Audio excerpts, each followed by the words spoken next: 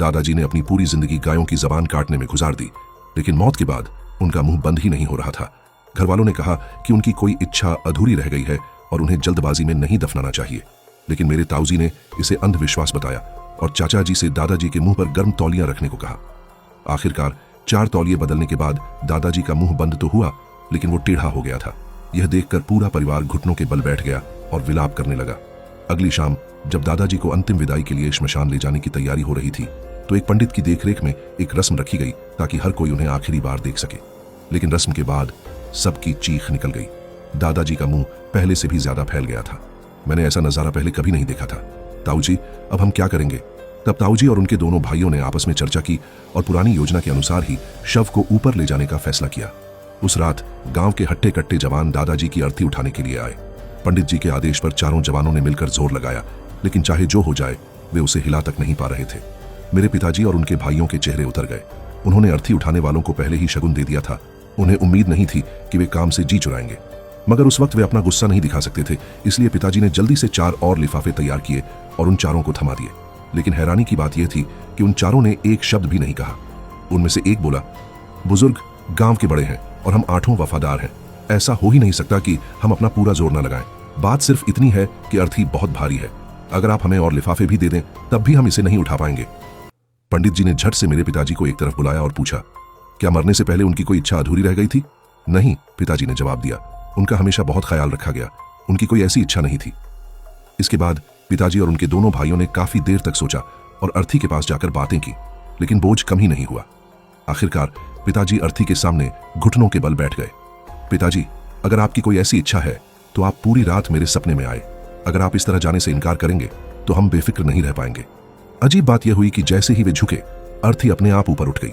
पिताजी को डर था कि कहीं स्थिति फिर से न बदल जाए, इसलिए उन्होंने जल्दी से सबको चलने का इशारा किया।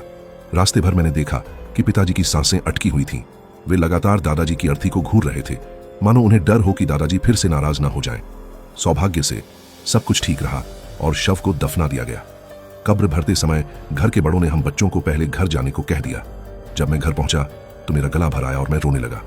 मेरी मां ने जब यह देखा तो उन्होंने तुरंत मुझे एक तरफ खींचा और डांटते हुए कहा, याद रखना, अंतिम संस्कार के पहले दिन रोना मना है, वरना मरने वाले की आत्मा तुम्हें छोड़कर नहीं जा पाएगी।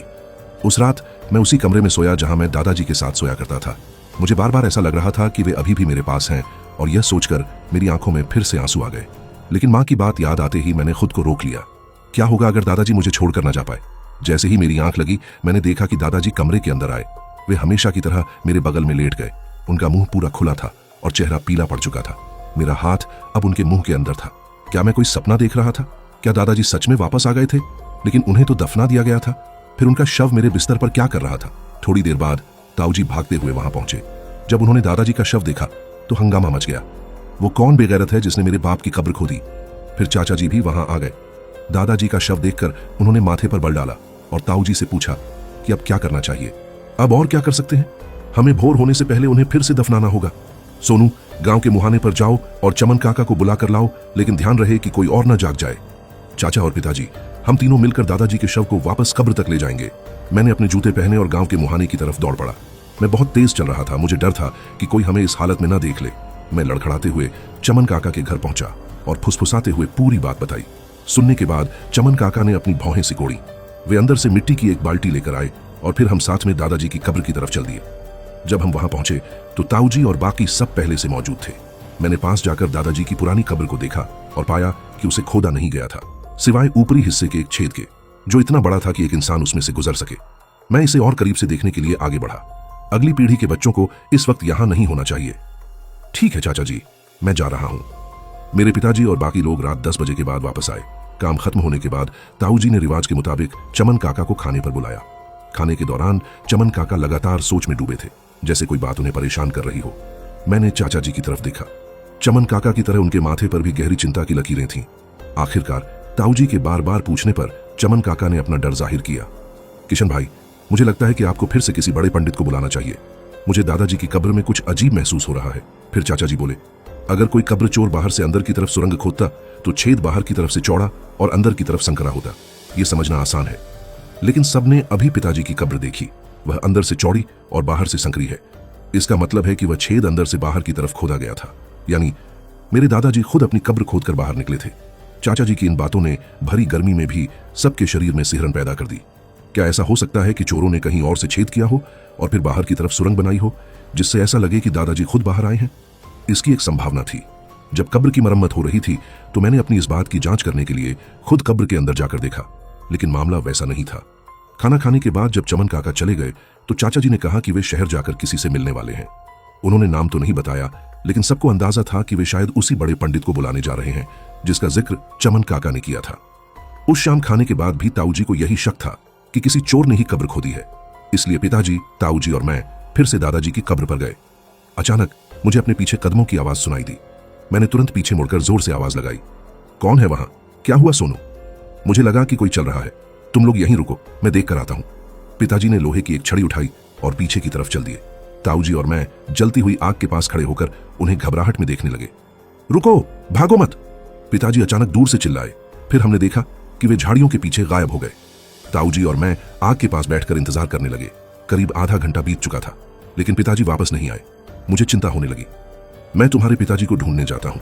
अगर मैं आधे घंटे में न लौटूं तो तुम घर चले जाना। ताऊ जी के जाने के बाद मैं उस कब्रिस्तान में बिल्कुल अकेला रह गया। अचानक दादाजी की कब्र से सरसराहट की आवाज आई। मैं तुरंत उसके करीब गया।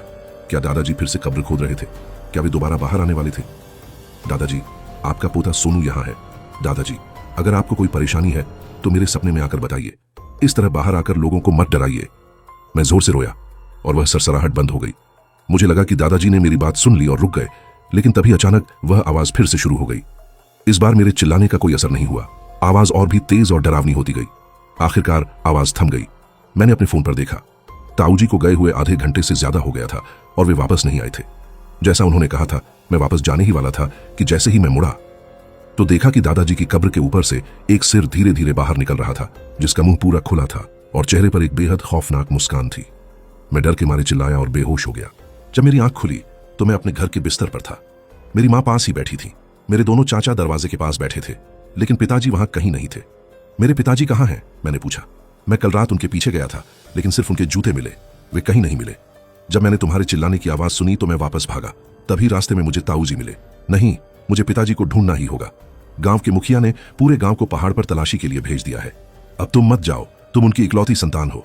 अगर तुम्हें कुछ हो गया तो मैं खुद को कभी माफ नहीं कर पाऊंगी। तभी एक अनजान अधेड़ उम्र का आदमी मेरे आंगन में दाखिल हुआ। चाचा जी उन्हें देखते ही स्वागत के लिए खड़े हो गए। पुराने दोस्त, आखिरकार तुम आ ही गए। मेरा आने का मन तो नहीं था, लेकिन मामला बहुत बढ़ चुका है। मैं मना कैसे कर सकता था? तलाशी बंद करवा दो, मुझे उन लोगों की जरूरत है। फिर उस अजनबी के कहने पर सब लोग दादाजी की कब्र की तरफ चल दिए। रामदीन बाबा बिना कुछ बोले कब्रिस्तान पहुंचे और दादाजी की पुरानी कब्र के चक्कर लगाने लगे।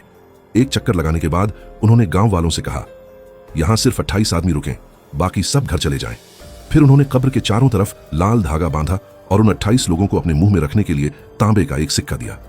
अपनी हिदायतें पूरी करने के बाद वे दादाजी की कब्र के पास गए और बोले, बाबा, मैं रामदीन आपकी शरण में एक जान बचाने आया हूं। अगर कोई गुस्ताखी हो जाए तो क्षमा करना। फिर उन्होंने तांबे के 6 सिक्के बिखेर दिए। रामनाथ जी, क्या वाकई आप अपना वंश खत्म करना चाहते हैं? अगर नहीं तो इस नौजवान को कोई शुभ संकेत दें। इतना कहकर बाबा ने फिर से सिक्के उछाले। जैसे ही सिक्के जमीन पर गिरे, बाबा तुरंत खुदाई करने के लिए नीचे झुके। इस बार उनके चेहरे के भाव थोड़े बदले और वे बड़ी मुश्किल से खड़े हुए। बाबा ने जैसे ही आदेश दिया, कब्र खोदो, सबकी सिट्टी पिट्टी गुम हो गई। जाहिर है किसी ने नहीं सोचा था कि यह सारी तैयारी एक कब्र को खोदने के लिए थी। चाचा जी का चेहरा उतर गया था और ताऊ जी तो सख्त खिलाफ थे। वे बाबा पर उंगली उठाकर चिल्लाने लगे, अगर तुम नहीं चाहते कि तुम्हारा बेटा मारा जाए तो फौरन यह कब्र खोदो। ये सुनते ही ताऊ जी और चाचा जी के होश ठिकाने आ गए और उन्होंने जल्दी से सबको खुदाई करने को कहा। 1 घंटे बाद मिट्टी की ऊपरी परत पूरी तरह हट गई और अंदर का ताबूत दिखाई देने लगा। कई लोगों ने मिलकर ताबूत के ढक्कन को खोला और जैसे ही सबने अंदर झांका, सबकी चीख निकल गई। उस ताबूत के अंदर मेरे दादाजी नहीं बल्कि मेरे पिताजी लेटे हुए थे, जो पिछले 1 दिन से लापता थे। अगर कहानी ने आपको 1 सेकंड के लिए भी डराया है तो वीडियो को लाइक करो, चैनल को सब्सक्राइब करो और कमेंट में लिखो, मैं तैयार हूं, क्योंकि अगली कहानी इससे भी ज्यादा खतरनाक होने वाली है।